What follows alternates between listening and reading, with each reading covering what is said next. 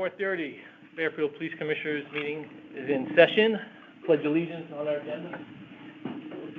I pledge allegiance to the flag of the United States of America and to the republic for which it stands, one nation, under God, indivisible, with liberty and justice for all. Okay. Do we have a motion to approve the minutes from March 9th, 2022? I move to approve the minutes. Second. Okay, approved by Ambrose, second by Millington. All in favor? Aye. Opposed? Abstentions? Motion passes. Minutes are approved. Okay, presentation of Officer of the Quarter to Officer Robert Knapp for the period of April 15th, 2022 to July 14th, 2022. Captain? The Officer of the Quarter program is in place to recognize officers who understand, embrace, support, and further the Fairfield Police Department's mission to make Fairfield safer. Certain character traits have been identified by supervisors and staff as being critically important to carrying out our mission. These character traits are as follows: attitude, personality, initiative, fitness and appearance, and job proficiency. On March 7, 2022, all the lieutenants and sergeants of the patrol division met, and after careful deliberation, unanimously selected Officer Robert Knapp as Officer of the Quarter for the period of April 15th through July 14th. Officer Knapp has displayed the following traits for his prestigious recognition. Personality: Officer Knapp, since joining the department, has been known to be reliable and dependable on any assigned shift. He has developed a great working relationship with his peers and supervisors alike. Officer Knapp has shown determination and persistence with the way he is driven to see his investigations to completion. His reliability and compassion with citizens are a true testament to Officer Knapp's character. Attitude: Officer Knapp always shows up to work upbeat and ready for any assignment placed upon him. He is always volunteering to take on additional assignments and goes out of his way to assist other officers. Officer Knapp always tries to be a positive role model and do the job the right way. His willingness to take on tasks and challenges himself makes him a valuable asset for the direct supervisors. Fitness and appearance: Officer Knapp is able to keep himself physically fit despite juggling full-time police work and an active family life. He shows up every day looking prepared and ready for duty. Initiative: Officer Knapp has a number of positive personality traits that allow him to be the asset he is. He tries to take the initiative on all of his investigations, and he is always hesitant to hand cases off as he looks to pursue them as far as he can take them. He is very knowledgeable and is able to complete his investigations with little supervision.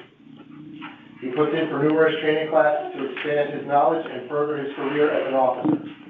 Officer Knapp has also requested an FEO position to take on a greater leadership role within the organization. Job proficiency: Officer Knapp had a great deal of experience working in the city of Bridgeport, but he has grown tremendously as an officer since he joined this department.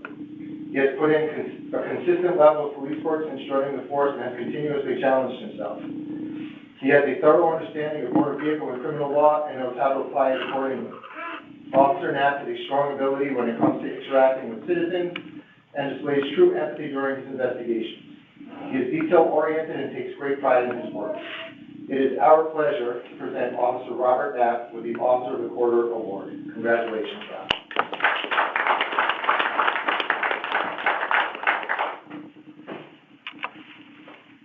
You will receive this certificate signed by the Chief. This lovely plaque for you to display in your home. Or your office someday. Or your office. It'll probably happen. Your name has been entered on the perpetual plaque that hangs in the back of this classroom. And this medal to wear proudly on your class A, if there's any more room. Yeah. Now you gotta find new role. Thank you. Congratulations. Thank you. Yeah, I'm just gonna present the plaque. Robbie, you think you're time clap. Stand over there. Stand over there.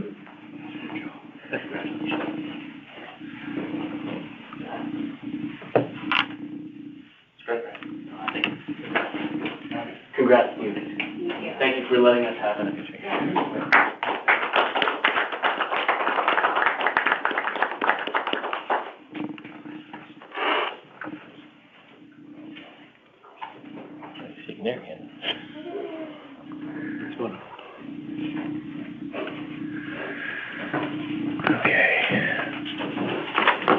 Okay, next agenda is tracker surveys.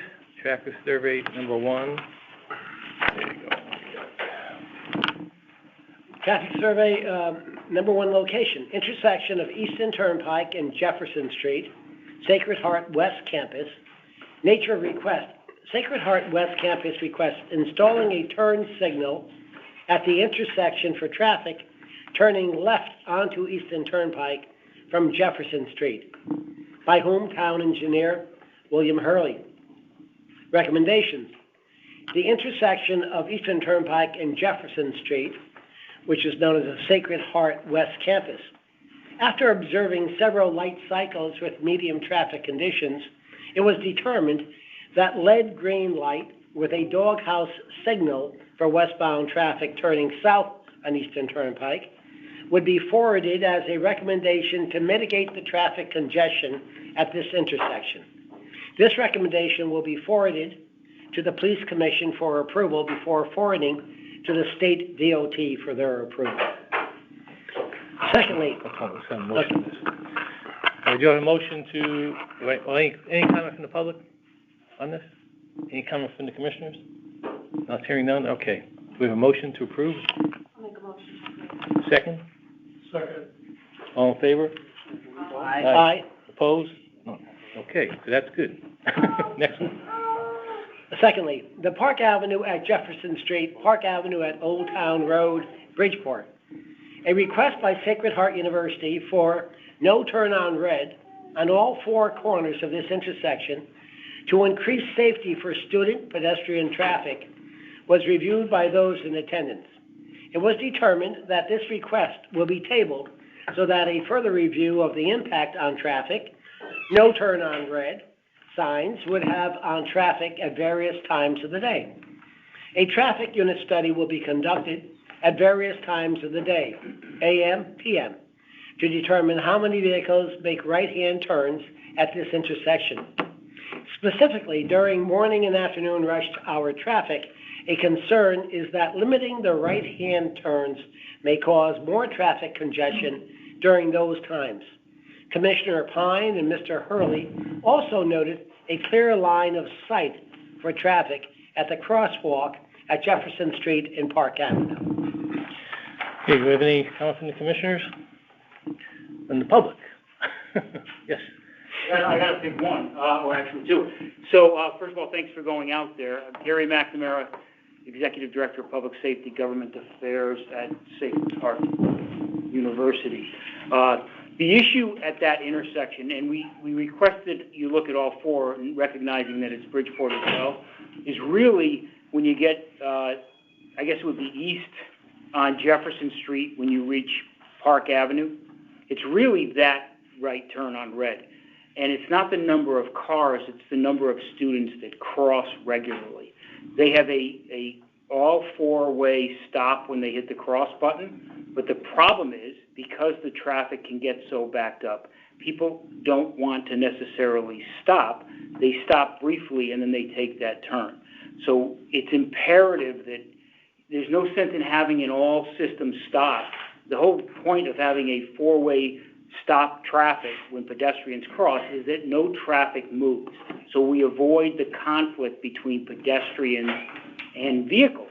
And if you don't put that sign up, you're basically still having that potential conflict. I understand the traffic issues we deal with, the backed up traffic and the impacts that it would have. So I do have an idea or a recommendation to consider, if I can come forward and just bring it forward. Sure. So we're really talking, given the fact that the university at night and during the day, during the early morning traffic, we may not necessarily have students crossing until 9 or 10 o'clock, depending on classes. So an option, and again, I only know that this has been used in, I know that this has been used in Jacksonville, Florida. So an option would be, and I just show the diagram there, would be if a student hits the crosswalk button, that little box there can be lit up that says no turn on red. So therefore, it accomplishes what you're hoping to look at, to avoid the backup of traffic needlessly, especially during rush hour. But at the same time, it can I think, accomplish what we're asking is that when there's people crossing, no traffic should move until they're effectively done. Something to consider. I know you table it, and maybe you could have some more discussion, or if you'd like me to have more discussion with the police department, but I believe that's an option at least. Yeah, the only thing we noticed was the crosswalk that you're talking about is, it's not right at the corner, it's further down, so people have enough, we talk about line of sight as they're coming down, it's really flat there. So cars turning could see the crosswalk, it's not like it's right at the corner, so that was what our concern was, but this is a good idea too. Yeah, they could, I agree, and having drive that, they can see it, so it's not a line of sight issue. Right. It's a question of drivers are impatient, and so if people are gonna cross, we really want them, like, there's been some conflict where students are in the mid-crosswalk and people are thinking they can just turn. At least you're looking at it, is my point. Go ahead. Are you concerned at all about illumination at night? At night, because, at that location, is there plenty of adequate illumination? Yeah, that's never really become an issue. When it gets darker at night, I don't necessarily think there's a lot of crossing. But as you can tell, some of the requests we're putting in, we're really kind of starting to look at requests to make a more broader approach to the safety of pedestrians in that whole area. This is just the first initial request of quite a few of them. Okay, anything else from the commission? Chief, just a question. With this type of signal, is that going to require that they have to rewire the whole pedestrian crosswalk mechanism to add this? Or? I don't know. And I don't know whether it, literally this was just a Google search to see what other options could come up with. Yeah. Well, I think it's a great option. It's just, I have to figure out, like, It works on an as-needed basis. yeah, but you just have to figure out whether this requires the whole traffic signal system. Yeah. An intersection. Yeah, and obviously, as you well know, the university is, a significant partner in some of these things. We recognize that some of these unique requests, we have to absorb, a lot of the expenditures, as we did with the crosswalk, lights and stuff like that. Always good. Obviously, this is a unique thing that we'd be looking at, but No, it's an option. Looks good. Anything else from the commission? So, what's the recommendation? Further study? As for the study, the concern is that limiting the right hand, but I don't see a recommendation out of it. I apologize. Okay. There's no clear recommendation. Okay, so let's make a motion that we table it for now. Further? Why don't we make a motion to hold it over to a date certainty in our next meeting, and then we can vote on it then and have the town engineer just take a quick look, and we can have the questions as to whether the cost. Another option is to approve it based on the recommendation from the town engineer. So if he gives the okay, which I could probably foresee he would, as long as it complies with all, on the manual and uniform traffic control devices, we can move forward with the proposal at the time that he gives us the okay. All right, well, why don't I change my motion to say that, I recommend that we accept this, approve this based on the, recommendation of the town engineer, and based upon, all costs being covered by Sacred Heart University. Yes. Do we have a second? I think we could all. Do we have a second? Second? Oh, you have enough. Something else you want to say? I was second, but what about the cost? Are you putting About the costs being, covered by the university. Absorbed by the university. Have you discussed that with anyone? Well, if they say no, then we. Yeah. All right. I think, that's your recommendation. I don't think that's a problem. I don't think that's. Okay. It's been second. All in favor? Aye. Opposed? Abstentions? None? Okay, motion passed. Okay, what's next there? Park Avenue at Sacred Heart University, main entrance, 5151 Park Avenue. A request to move the stop line back away from the crosswalk to improve the line of sight for student pedestrian traffic was recommended for approval. Additionally, the no turn on red sign for southbound traffic turning into Sacred Heart University was also recommended for approval. Attendees also acknowledged the crosswalk at this intersection needed to be repainted to highlight the crosswalk for safety, specifically on the Bridgeport side of Park Avenue due to the milled roadway with no clear paintings of a crosswalk. Okay, anything from the commission? Basically, they milled the road and they destroyed the crosswalk on the Bridgeport side, so they have to redo, I don't, can we, are you guys gonna do it, or is Bridgeport gonna do it? The crosswalk? I'll reach out to Bridgeport. Okay, anything else from the public? No? We have a motion to accept? I move to accept. Second, all in favor? Aye. Opposed? Okay, motion passes. All right, what do we got next? Next, location number 2, Pratt Street at between Oldfield Road and Various Street. The nature of request. Neighborhood residents are requesting stop signs to be implemented along Pratt Street, Howard Street, and Charles Street intersections. Pratt Street and Howard Street stop signs requested for both north and southbound traffic along Pratt Street and for westbound along Howard Street. By whom? Bennett, Webster. The recommendations: to deny, reevaluate upon completion of demolition of the residence at the corner of the intersection of 145 Howard Street. Anybody from the commission? Say anything? Okay, well, just from the commission here.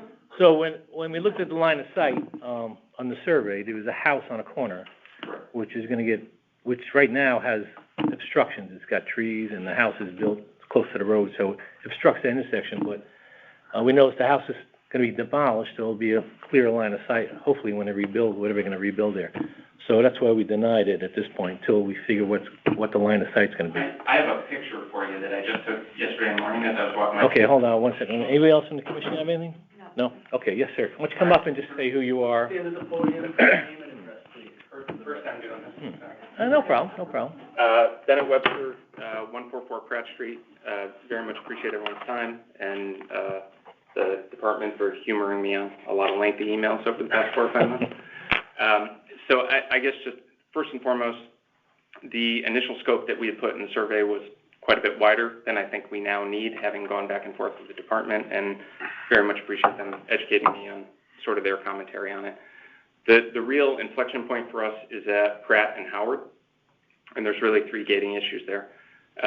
We have a 3-way intersection where Howard hits Pratt. We have a blind curve turning to the left away from the intersection, so people pulling out from Howard cannot see. And most importantly, my children's bus stop is right there, and really the bus stop that aggregates all of Howard and much of Pratt. The commentary, it doesn't sound like anyone's sort of debating that piece. It sounds like we more kind of settled on what the demolition of that house at Howard and Pratt may or may not mean going forward. My concern, and I'll show you in this picture, having lived there 3 or 4 years now, we've had 5 new homes, including mine, added to the street. We have 2 more under construction. The construction actually provides significant additional visual impairments for southbound traffic, northbound traffic, and west along Howard. And I can show you guys if I can approach. So this is just the other morning as I'm walking out. This is looking south, so that's the bus stop. That telephone pole will not be going anywhere, regardless of the construction. Is that the house that's being demolished? That's the house. You can see, they haven't even started yet. Right. I think they were chopping down a tree. We had 2 cars there. We had 2 cars there. Anyone heading north cannot see anything. And I can't tell you guys how many close calls we've had now with children, my neighbor's children. We had a dog fatality. Woman was not doing anything wrong. It's just we have a lot of visual impairments with beautiful old oak trees that line the street and are lovely to look at, but provide issues there. And I will tell you, my friend Oscar Leal of Beach Walk Homes, he's done, I think, 4 of the 5, and he's responsible for 1 of the 2 under construction. I was meeting with Sergeant Caseman out front to sort of walk through back in February. Oscar drove by. I told him what I was doing. He called me after the fact, and he goes, I cannot tell you how much I support that. He has had numerous close calls with his contractors, just unloading from the truck and cars coming by, even driving the speed limit, which is 25 miles per hour on that particular street. So my concern and what I've broached with Captain Koval and Lieutenant Irizarry. nice to meet you. Is that this actually further expedites the need for that stop sign there. Again, appreciate your concern. To the best of my knowledge, this is the third time that this particular topic has been broached in recent years. I like to think that prior to the initial iterations of it, that we've narrowed the scope and tried to be very thoughtful and cost-effective in the approach. But at the end of the day, we're just concerned for our children's safety, and we just want everyone to feel safe. Okay, thank you. Lieutenant Irizarry, do you want to add anything? Sure. Well, a couple things. I drove by that location today, and yes, the house is still up. It is going to be demoed. It looks like they started actually hollowing out or cutting these plates. There is a very poor line of sight. I'm in total agreement coming out from Howard onto Pratt Street, because I myself almost got hit when I was the first time going through. There was a car traveling north, and it wasn't speeding. It was just a really tough turn to make if you want to turn north onto Pratt. So I don't see an issue with the stop sign there. I think it would improve the safety of traffic, both pedestrian and motor vehicle. This is one stop sign?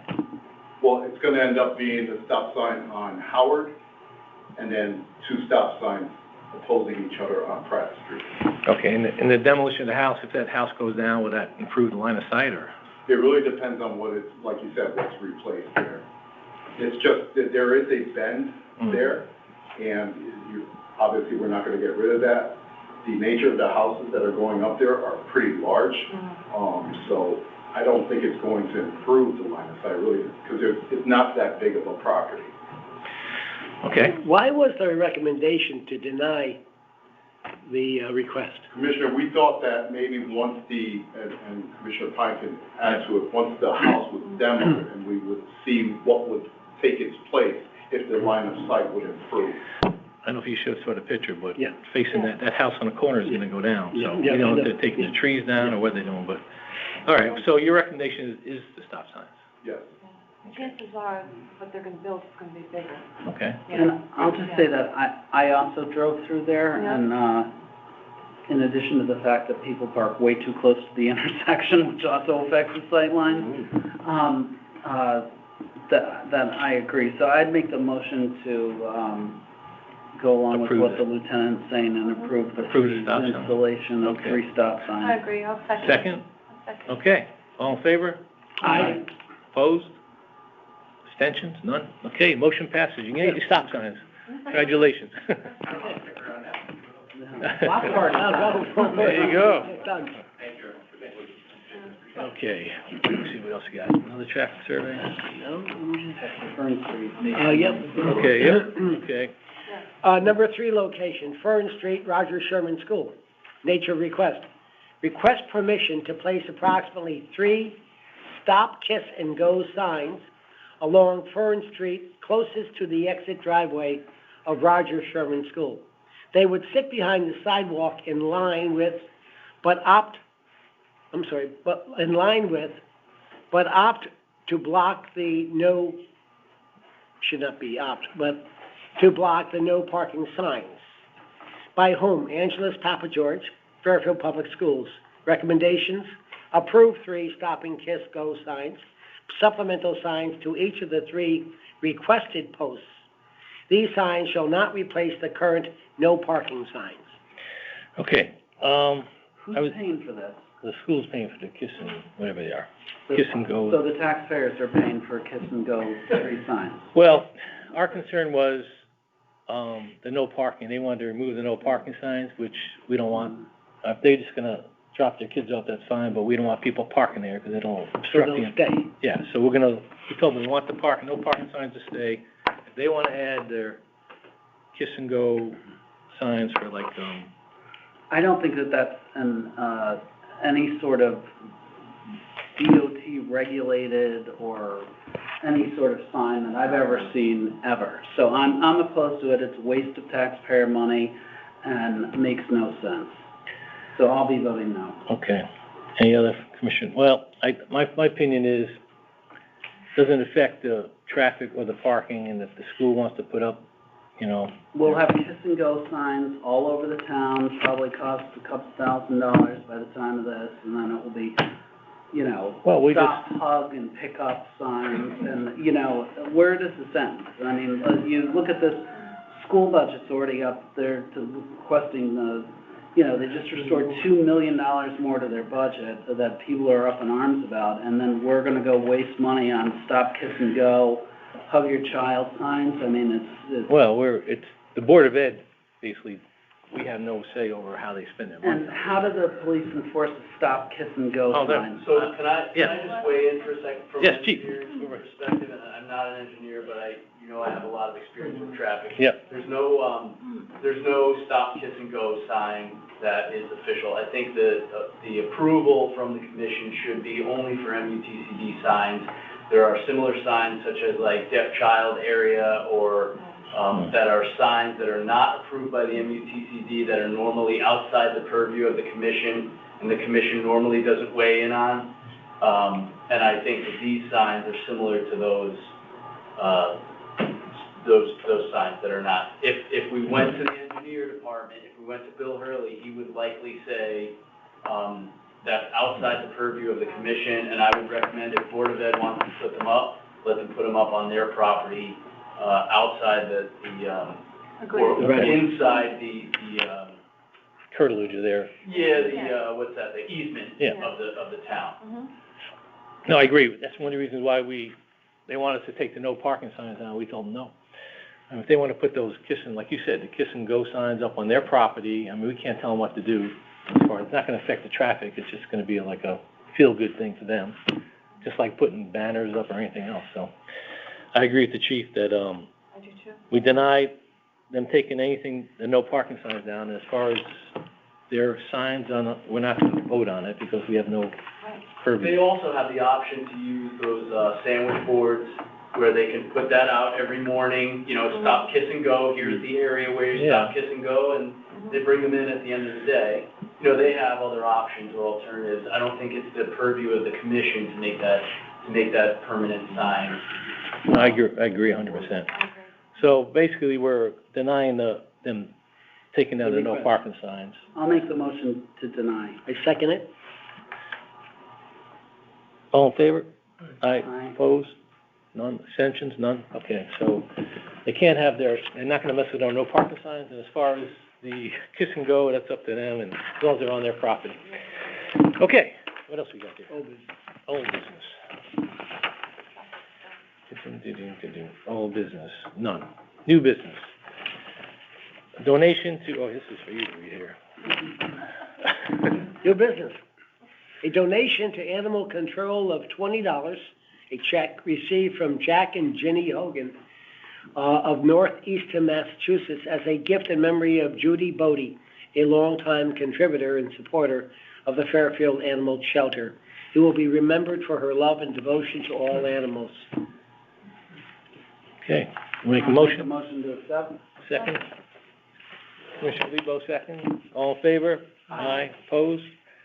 Abstentions? None? Motion passes. Okay, now we need, anything from the public there? Did you want to say something? Actually, we're just here to observe today, because we want to put something on the agenda Oh, for May, so we okay. wanted to come and see how everything Okay. works. So I kind of do have a question. Sure. We had the traffic survey, we've written something up, we've been going out and getting signatures. So, and I know Allison said I had to get everything to her by the 18th to get on the May agenda.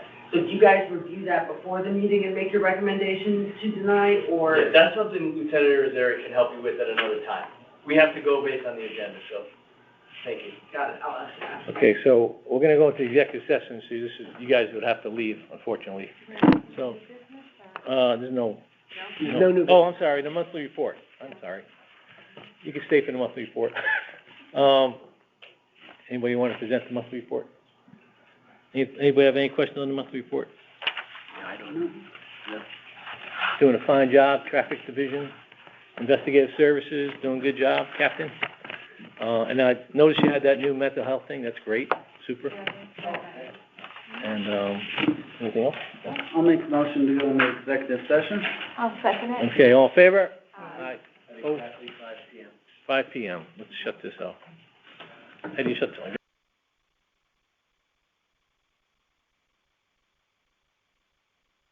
Ooh, that was good. All right, we're now in a regular session, and we need a motion to approve the hiring of Brandon Burke and I'll make a motion. Helder Dos Santos. I'll make a motion that we, issue conditional offers to, number one, Brandon Burke, and number two, Helder Dos Santos. Okay. Second? I second. Second by Commissioner Ambrose. All in favor? Aye. Opposed? Abstentions? Motion passes. Can I say something? I just think this is a terrific idea. Oh, great. To capture these guys, capture them now. I mean, it really is. Thank you. It's terrific. Great job. It's not nice you're interviewing two of them. Well, yeah, but I mean, Yeah. getting them, catching them. Yep. Yeah. You're right. Oh, yes, Captain. All right, do we have a motion? Do we don't have anything else to say? I gotta go. I'll see you later. Okay. All right, I'll make a motion to adjourn. all right, motion adjourned. Second, Caparelli. All in favor? Aye. Opposed? And then we None? just leave all this here, right? Okay. I'll leave there. You got it?